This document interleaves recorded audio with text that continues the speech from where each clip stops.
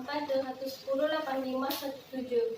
Nah, di sini saya akan melakukan resusitasi jantung paru atau biasa disebut dengan RJP, yang dimana indikasinya itu bagi pasien atau korban yang mengalami henti jantung atau henti napas, entah apapun itu penyebabnya.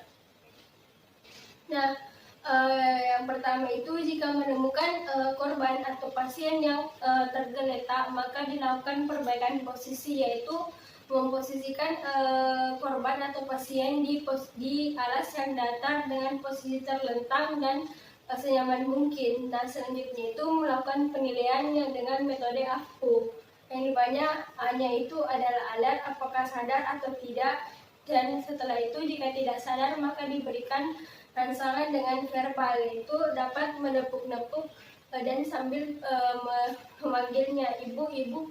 Nah, setelah itu jika tidak ada respon maka dapat diberikan rangsangan nyeri atau pain, yang dimana pemberian rangsangan ini dapat dilakukan ibunya dapat dicubit maupun dapat diberikan rangsangan pada daerah sternumnya. Nah, selanjutnya jika tidak ada rangsangan maka itu masuk di U atau unresponsive. Nah, selanjutnya itu penolong itu meminta tolong dengan berteriak. Tolong, tolong, di sini ada korban yang tidak sadarkan diri. Nah, selanjutnya itu mengukur atau meraba nadi karotis selama tidak lebih dari 10 detik. Nah, selanjutnya setelah meraba, jika tidak teraba maka dilanjutkan dengan pijatan jantung selama 30 kali, sebanyak 30 kali di 2 jari di atas prosesus sifoideus sebanyak 30 kali.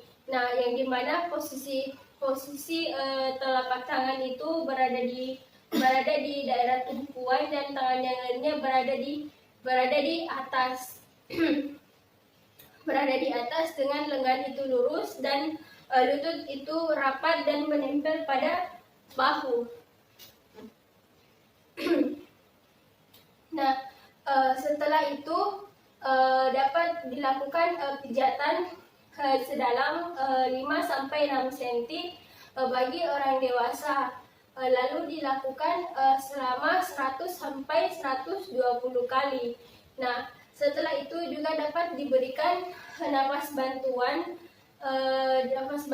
dengan menggunakan mouthball dengan siklus 5 siklus, yaitu 30 kali dilakukan kompresi dada atau pijat jantung dan 2 kali diberikan nafas buatan.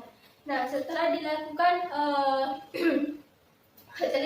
kompresi dada maupun diberikan nafas bantuan, maka dilakukan evaluasi dengan look, listen, and feel, yang dimana jika pernapasannya sudah baik dan sudah terdengar hembusan nafas, maka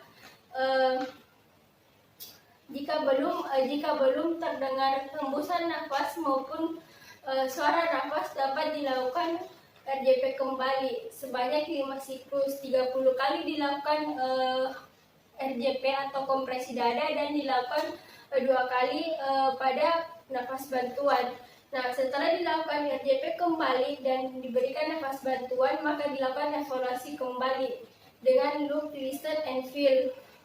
Nah, selanjutnya setelah dilakukan look, listen, and feel serta diperiksa nadi karotisnya. Nah, setelah semuanya membaik, maka pasien itu diposisikan dengan posisi recovery, yaitu tangannya diekstensikan di posisi berlawanan, begitupun pula pada kakinya diekstensikan lalu dimiringkan.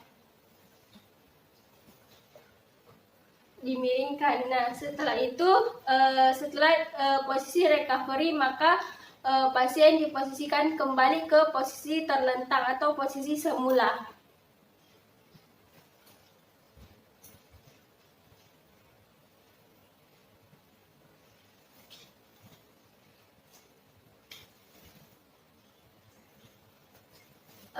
Alhamdulillah, itulah tadi penjelasan dari keterampilan RJP atau resusitasi jantung paru yang telah saya perhatikan. Semoga bermanfaat. Lebih dan kurangnya mohon dimaafkan. Wassalamualaikum warahmatullahi wabarakatuh.